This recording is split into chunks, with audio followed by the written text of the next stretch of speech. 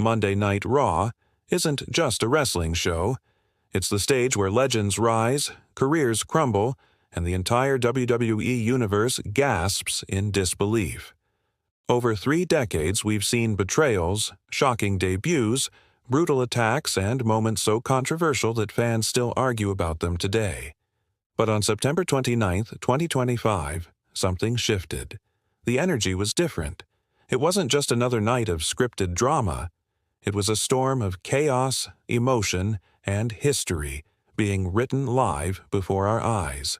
What if I told you that some of the most jaw-dropping moments didn't just change careers, they changed WWE forever, from alliances exploding in front of millions to returns no one ever thought possible, to betrayals so vicious they silenced entire arenas. This Raw was unlike anything before. And now we're diving deep. 6 unforgettable moments, each one more shocking than the last. By the end, you'll understand why this single night is already being called one of the most unpredictable, controversial, and unforgettable episodes in WWE history. So, buckle up, hit that like button if you think you're ready, and let's relive the chaos. It started with what looked like a celebration. John Cena, the face of WWE for over 2 decades, stood in the center of the Raw ring, smiling as the crowd showered him with chants of, "Thank you, Cena." After a grueling match the week before, he had hinted that retirement might be near. Fans assumed this was his farewell tour, one last chance to salute a man who defined an era. But no one was prepared for what came next. As Cena addressed the crowd, talking about legacy, passion, and the future of WWE, the arena lights dimmed. The Titantron flashed a message: the next generation arrives. Out walked Arissa LeBrock, the rising star who had been billed as the future of the women's division. Fans cheered wildly. Cena clapped and welcomed her into the ring. They exchanged respectful words. Cena raised her hand, symbolizing the passing of the torch, and then, in a single, stunning moment, she kicked him square in the jaw. The arena fell silent. Cena dropped like a stone. Arissa stood over his body, cold and defiant. The same woman who had once called him a mentor now spat venom into the mic. "Your time is over. My era starts by destroying yours." Security rushed in as Cena struggled to his feet. Arissa wasn't finished. She grabbed a steel chair and slammed it into his back, again and again, until referees pulled her away. The boos were deafening, and yet a twisted section of the crowd chanted, "LeBrock! LeBrock!" This wasn't just a heel turn. It was a symbolic assassination. Cena, the living embodiment of loyalty and respect, had been betrayed in the most personal way possible by someone he had supported.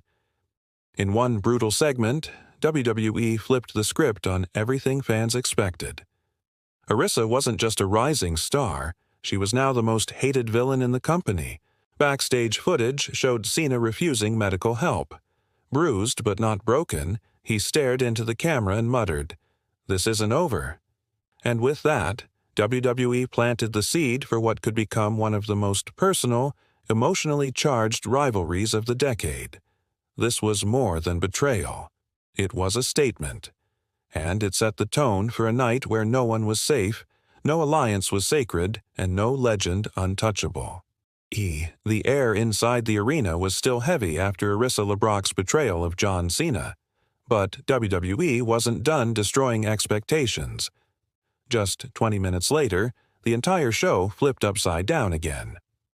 As Seth Rollins prepared for a high-stakes match against Finn Balor, the commentary team hyped it as a potential Match of the Year contender. Fans were ready for a classic. What they weren't ready for was a ghost from the past.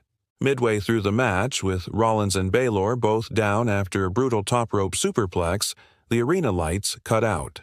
For nearly 30 seconds, the entire stadium sat in total darkness. The Titantron began to flicker with distorted video, fragments of an old theme song, flashes of a hooded figure, then the unmistakable phrase, "Time's up." When the lights came back on, standing in the ring, with that iconic smirk and that same cold stare, was none other than CM Punk. The crowd reaction was beyond explosive. Grown adults screamed, children cried, and the commentary team literally stood up from their seats. Punk, who had walked out of WWE years ago after one of the most infamous departures in company history, was back, and he hadn't returned quietly. Without saying a word, Punk stared down Rollins and Balor, both too stunned to react. Then, in a moment that felt straight out of a dream, he hit Balor with a GTS, and then turned to deliver a second one to Rollins. The bell rang. The match was thrown out. The arena descended into chaos. Punk grabbed a microphone, but the crowd's deafening "CM Punk, CM Punk" chants drowned him out for nearly 2 minutes. When they finally subsided, he spoke 5 simple words. "I told you I'd be back." This wasn't nostalgia. It was war. Punk revealed that he wasn't here to make peace or play nice.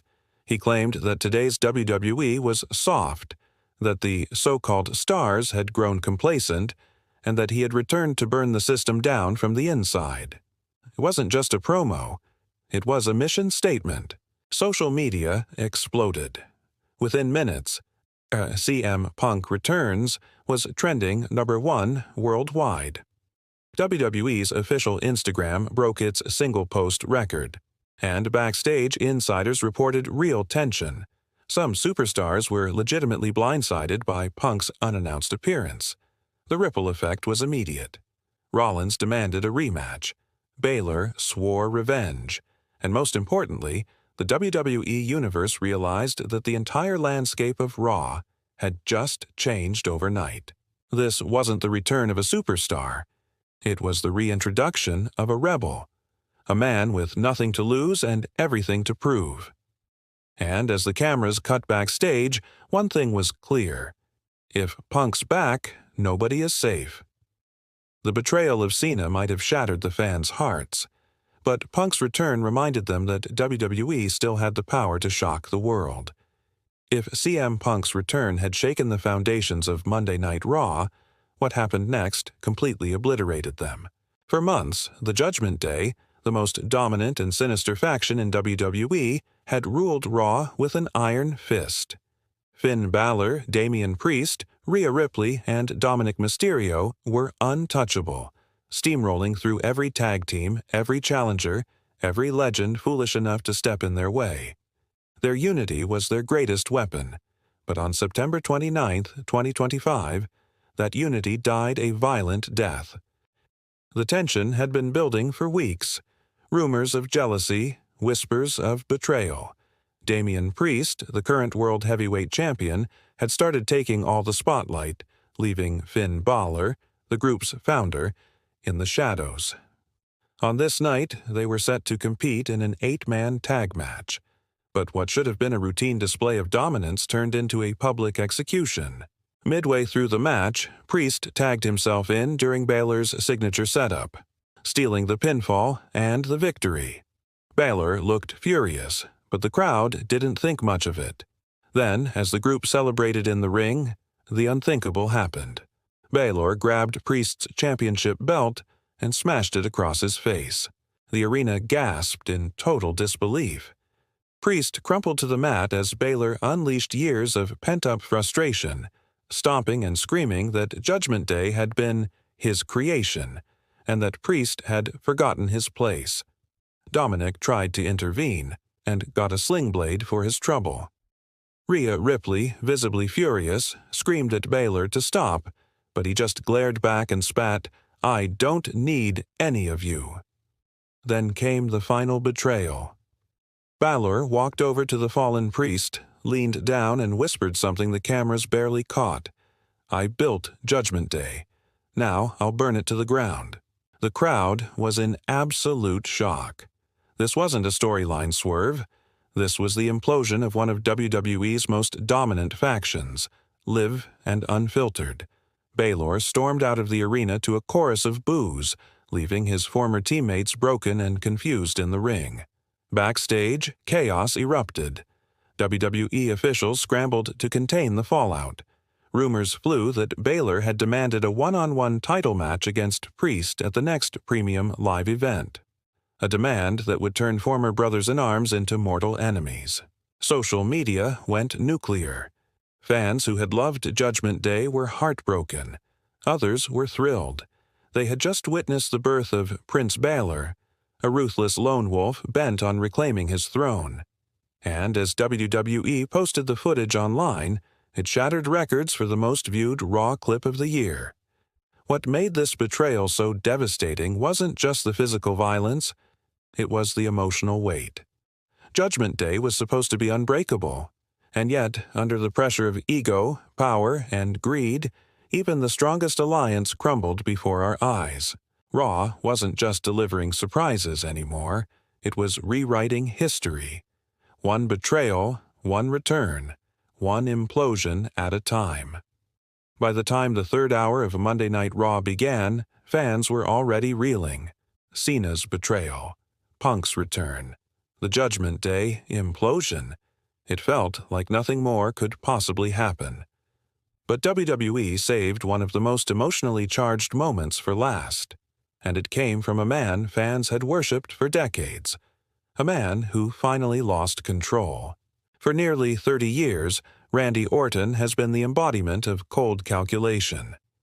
The Viper, a nickname earned for his patience, precision, and deadly timing, had built his legacy on striking when the moment was right. But in recent years, fans had watched a softer side of Orton emerge. Injuries, personal growth, and age seemed to have mellowed him. Many believed the ruthless predator was gone for good. They were wrong. That night, Orton was scheduled to appear on Miz TV for a routine interview segment. It started lightheartedly, jokes about his longevity, his future, and even a few playful jabs from The Miz. But as the segment continued, The Miz crossed a line. He began mocking Orton's injuries, calling him washed up, and even brought up Orton's family.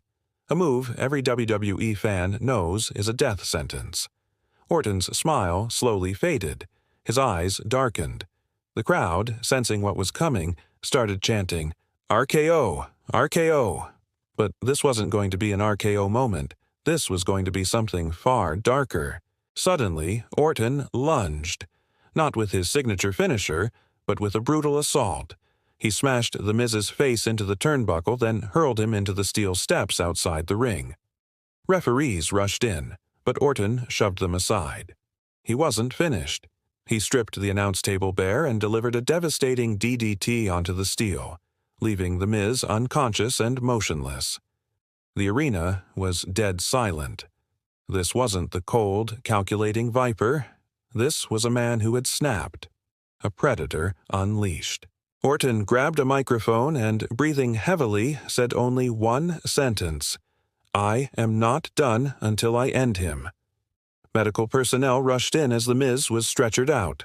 Commentary speculated that the attack could end his career. And backstage, WWE officials reportedly considered disciplinary action against Orton's character, blurring the lines between storyline and reality. The WWE universe was divided. Some cheered the return of the ruthless Viper they had missed for years. Others were horrified, calling the assault too real and crossing the line. Regardless of opinion, one fact was undeniable. Randy Orton was back, not as a hero, not as a legend, but as the cold-blooded apex predator that made him one of the most dangerous men in WWE history. And this wasn't a one-off breakdown. This was the start of a new, more vicious chapter in Orton's career, a chapter where mercy didn't exist, and anyone, veteran or rookie, could become prey. In a night already packed with chaos, Orton's rampage reminded the WWE Universe that the most dangerous moments aren't always planned. Sometimes they happen when a legend finally snaps. With emotions still raw after Randy Orton's shocking outburst, fans believed the night had reached its peak. But WWE wasn't done. The final hour of Raw brought one more twist, a championship match that turned the entire power structure of the company upside down. And the craziest part? The person who walked out with the gold was the last name anyone expected. The main event of the night was supposed to be a straightforward showdown, Gunther defending his Intercontinental Championship against Sami Zayn. It was billed as a battle between power and heart, the stoic, unstoppable ring general versus the resilient underdog who never quits. Fans were ready for a classic, and for most of the match, that's exactly what they got. Gunther dominated early, brutalizing Sami with bone-rattling chops and suplexes that echoed through the arena. But Zayn, as always, refused to stay down. Every time Gunther tried to finish him, Sami found a way to kick out, crawl to the ropes, or counter with a desperate flurry. The match told a classic David versus Goliath story, until chaos struck. With both men exhausted, Imperium stormed the ring, intending to end Sami once and for all. But before they could land a blow, Kevin Owens' music hit. The crowd exploded as Owens sprinted to the ring, steel chair in hand, clearing house and leveling Ludwig Kaiser and Giovanni Vinci. The distraction gave Sami one last burst of energy. He hit a hell of a kick, but Gunther still kicked out at 2. Then, just when it looked like Gunther would retain, the lights flickered. A masked figure slid into the ring and smashed Gunther with the Intercontinental title. The referee, knocked down moments earlier, missed the interference. Sami crawled on top for the cover as the official regained consciousness. 1, 2, 3. The arena erupted. Sami Zayn was the new Intercontinental Champion. But the real shock came when the masked figure removed their hood. It was Chad Gable. The man who had lost multiple title opportunities against Gunther earlier in the year had returned, not to win the championship himself, but to make sure Gunther didn't. The betrayal stunned the WWE Universe and immediately set up one of the most unexpected alliances in recent memory. Gable and Zayn, united by revenge. Backstage interviews revealed that Gable wasn't done. He declared that Gunther had humiliated him for the last time, and that his interference was just the beginning. Meanwhile, Zayn, barely able to stand, thanked Owens and Gable but admitted he knew his reign would have a giant target on its back from day one. The upset sent shockwaves across the wrestling world.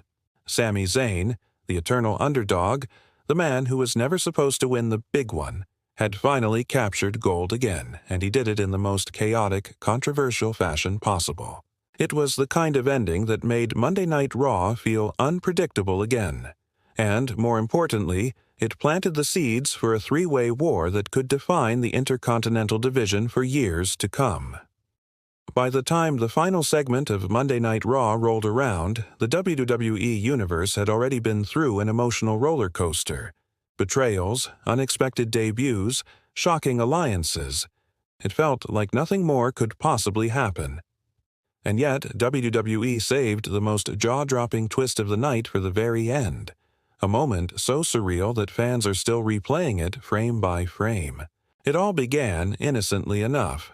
Cody Rhodes, the company's golden boy and undisputed WWE champion, made his way to the ring for a standard post-show promo. The crowd was electric, chanting his name, waving "Finish the Story" signs, and celebrating his months-long run as champion. Cody thanked the fans, promised to defend the title against anyone who dared challenge him, and teased a major announcement about WrestleMania season. Then the arena went dark. For 15 long seconds, the only sound was the confused murmur of the crowd. Then a familiar heartbeat thudded through the speakers. The Titantron flickered. A single word appeared on the screen. Acknowledge. The building erupted, because there was only one man that message could belong to: Roman Reigns. The tribal chief, absent from television for nearly 5 months following his WrestleMania loss, stepped onto the stage in a tailored black suit, holding a microphone but saying nothing. He slowly walked to the ring. The audience split between deafening cheers and hostile boos. The tension was so thick you could feel it through the screen. Cody stood his ground, raising the WWE Championship high. Roman circled him like a predator, microphone still silent. Finally, he broke the silence with a cold smile. "You didn't finish the story, Cody. You just wrote my prologue." The crowd lost its mind. Roman wasn't here to shake hands or congratulate Cody. He was here to reclaim what he believed was rightfully his. And just as Cody prepared to respond, Solo Sikoa and the Bloodline jumped the barricade, ambushing the champion. A vicious 3-on-1 assault unfolded, the kind of beatdown WWE hadn't dared show in years. Chairs, steel steps, even a spear through the announce table. Cody was left completely destroyed. Roman stood over Cody's broken body, picked up the WWE Championship, and raised it high over his head. But the real shock came when Paul Heyman appeared and handed Roman not one, but 2 contracts. One for a WrestleMania rematch, and another for a Bloodline vs. Rhodes Family War at Survivor Series. It was a power play. A statement that Roman wasn't just coming for the title, he was coming to end Cody's legacy entirely. The screen faded to black with one final shot. Roman kneeling beside Cody, whispering something the cameras barely caught. "I run this place, always have, always will."